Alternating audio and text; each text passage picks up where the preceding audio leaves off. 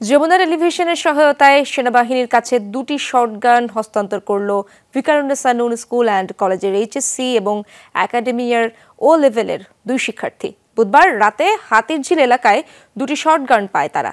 রাষ্ট্রের সম্পদ যেন বেহাত না হয় সেজন্য শরণাপন্ন হন সেনাবাহিনীর।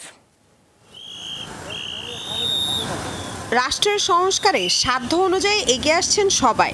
দেশ এখনো চলছে শিক্ষার্থীদের নেতৃত্বে, তাই সেই রাষ্ট্রের মেরামতে আবারও এগিয়ে এলো শিক্ষার্থীরাই।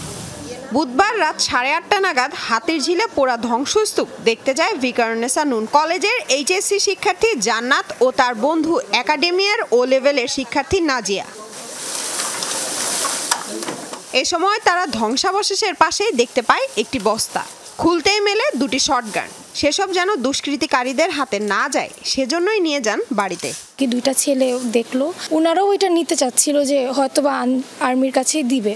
তো আমরা তো আর বুঝতেছিলাম না যে আমরা আসলে কাকে ট্রাস্ট করব। এই সিচুয়েশনে সবাই নিজেরটা দেখে, ওইটা আরেকজনের হাতে গেলে যাই তো তুমি কেন আনছো বা এটা কেন করছো। তো এটা নিয়ে সারা রাত খুব প্যানিক খাচ্ছিলাম। তারপর আঙ্কেল বললো যে আচ্ছা ঠিক আছে, এনেই যেহেতু ফেলছো কিছু তো একটা করতে হবে। তো তখন যমুনা টিভির সাথে কন্ট্যাক্ট করে তারপর আর্মিদের দেওয়ার জন্য এই ডিসিশনটা হয়েছে। অস্ত্রগুলো দেখে কিছুটা ভয় পেয়েছিল তাদের অভিভাবকরা। তারপরও দেশের সম্পদ সুরক্ষিত হাতে ফিরিয়ে দিতে যোগাযোগ করেন যমুনা টেলিভিশনের সাথে। এরপরই খবরটি জানানো হয় সেনাবাহিনীকে। প্রথমে আমার মনে হয়েছিল যে না, তারা ভুল করছে, কেন আনবো ধরলো। পরে আবার ভাবলাম যে এটা রাষ্ট্রের সম্পদ, যেহেতু তারা ডিউটি করছে হাতিরঝিলে, ডিউটি শেষে যত পাইছে তাহলে রাষ্ট্রের সম্পদ রাষ্ট্রের কাছে তুলে দেওয়া উচিত। টেনশন তো অবশ্যই থাকবে, তা মনে হলো যে এটা রাষ্ট্রের জিনিস, রাষ্ট্রে ফিরিয়ে দেওয়া ভালো।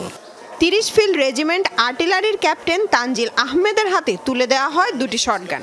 ভবিষ্যতে আবারও কেউ অস্ত্র বা রাষ্ট্রীয় সম্পদ ফেরত দিতে চাইলে তাদের সাথে যোগাযোগ করার আহ্বান জানান তিনি। লামিয়া তিথি, যমুনা নিউজ, ঢাকা।